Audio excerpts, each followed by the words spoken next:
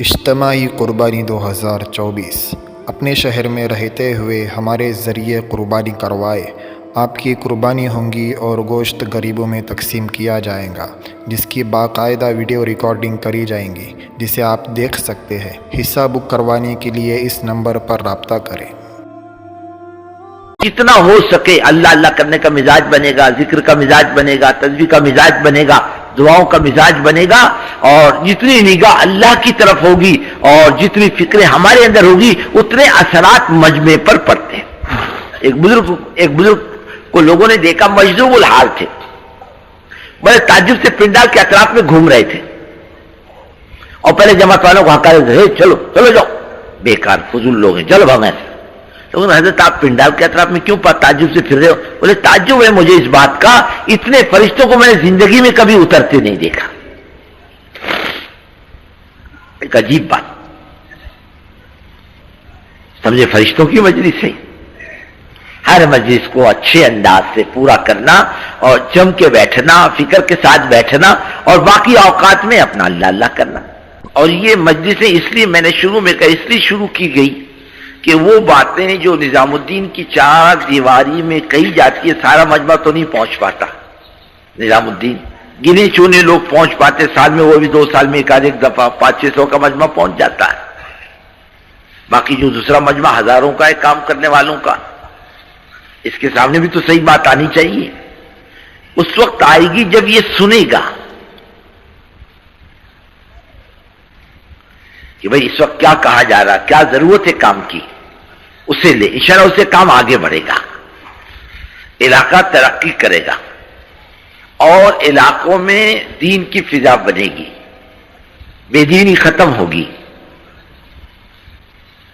اللہ زندگیوں میں دین کو داخل کرے گا۔ اس زمانے میں اللہ تعالیٰ نے یہ کام زندگی بنانے کے لیے دیا ہے۔ ایک تو ہماری مجلسوں میں جمنے کی عادت،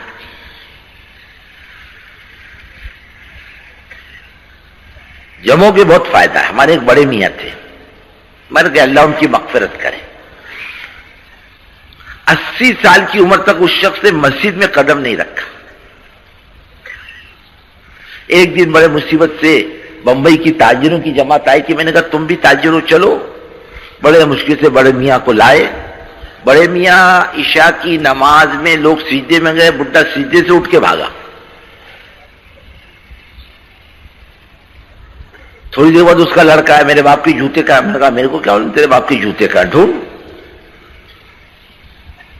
ایسا حال۔ حضرت مولانا یوسف صاحب رحمۃ اللہ علیہ کا اجتماع تھا مالیگاؤں میں، میں گیا ملاقات کے لیے۔ کیوں آئے؟ اور دیکھو ایک بات سن لو میرے، پہلی سن لو۔ بولے کیا بات سننی؟ میں مولویوں کو اندر کے جیب میں رکھتا ہوں، بولے یہاں۔ میں نے کہا ٹھیک ہے، ایک میرے کو بھی رکھ لو۔ تم کیوں آئے ہو؟ میں نے کہا دیکھو حضرت کا اجتماع ہے۔ کہاں؟ مالیگاؤں میں۔ 3 دن کے لیے چلو تو مناسب ہے۔ کیا ہوگا؟ اللہ اس کے رسول کی بات ہو رہی ہے، اور میرے کو کچھ بات سمجھ میں نہیں آئی، میرے کو اس کو ہم کیا کریں، کوشش کرو سمجھنے کی، جمنے کی کوشش کرو۔ اچھا بولے میں چلوں گا 3 دن کے لیے۔ پھر وہ کھانے کا ڈبہ، وہ پان کی وہ کیا بولتے ٹوکری چھوٹی سی، یعنی پوری دنیا بڈھا لے کے چلا۔ اب اس کو لینے کے لیے گئے، پیسنجر چلتا تھا پونا سے، اس زمانے میں کیا گاڑیوں کا کوئی انتظام تو تھا نہیں، 1-2 بوگی کر لی تھی منمار تک، 2:30 بجے چھوٹتی، 3 بجے چھوٹتی تھی اس زمانے میں، پیسنجر بمبئی سے آتی تھی۔ اب ہم لوگوں نے ٹکٹ لے لی تھی، بوگی کر لی تھی۔ میں نے کہا چلو بڑی میاں گاڑی کو صرف آدھا گھنٹہ باقی، گاڑی آنے والی ہوگی، آتا ہوں۔ ڈبہ بھر کے لیا اور سب پان کا انتظام کیا۔ اب بھائی سے گلے مل کے رو رہا، بیٹے سے گلے مل کے رو رہا۔ میں نے کہا اے اللہ، یہ مرے گا تو بڈھا کیسا مرے گا سمجھ میں نہیں آتا، گھر سے نکلنے کو تیار، بیٹے کے گلے لگ کے رو رہا۔ بھائی میں نے کہا نکلو جلدی کرو، گاڑی چھوٹنے کا ٹائم ہوگا، میں تم کو چھوڑ کے جاؤں گا، نہیں تو میں کہ تم کو کاٹنے کو لے جا رہے۔ بڈھا اتنا رو رہا گھر کے اندر۔ بڈھا نکلا، بڑے مشکل سے نکلا، اور ایک کمال کیا اس بڈھے نے، بیٹے سے کہہ دیا میرے کو کھانا یہاں لا کے کھلا دینا، چائے یہاں پلا دینا، میں باہر نہیں جاؤں گا مجلس سے۔ تمام مجلسوں میں بڈھا جما رہا. دوسری دن اتوار کے دن میرے کو کہا حضرت سے ملاقات کراؤ گے؟ دیکھ لو بھائی، ہو جائے تو ہو جائے، اور تو معاملہ بڑا مشکل ہے، قوم مانتی نہیں کسی کا. ایک مولوی صاحب کو مولانا عیسیٰ رحمۃ اللہ علیہ کا جبہ امامہ پہنایا کہ جانے میں آسانی ہو. دوسرے مولوی صاحب کو اور ان کے آگے پیچھے 8-10 آدمی رکھے مولانا عیسیٰ رحمۃ اللہ علیہ کو پیچھے کیا کہ لوگ کم سے کم ان سے مطالبہ کریں، حضرت تخت پر پہنچ جائے. ارے قوم کہاں مانتی، لوگوں نے وہ مولوی صاحب کو جبے قمبے سمیت اٹھا کے پھینک دیا اور قوم حضرت پر ٹوٹی. کا معاملہ تو ایسا چل رہا. بولے دیکھو ملاقات ہو جائے تو بہت اچھا. چلو اب کہتا حضرت بیعت کے لیے لوگ جمع ہو رہے تھے، بیٹھ جا. کیا ہو رہا؟ میں نے کہا تم بھی بیٹھ جاؤ، دیکھو کیا ہو رہا، تم بھی کر لینا. پھر حضرت نے بیعت سے پہلے تھوڑی بات چیت کی ہے، اس کے بعد میں وہ رسیاں پھیلا دی، بھائی پکڑ لو اسے. بولے میں بھی پکڑوں. میں نے کہا پکڑ لو. بڈھے نے پکڑ لیا. اور اللہ والوں کا تعلق بڑا کام آتا ہے، نسبت بڑی کام آتی ہے. یہ کام کا تعلق بہت زبردست ہے. اللہ کرے ہمارے ہاتھ سے اس کی رسی نہ چھوٹے.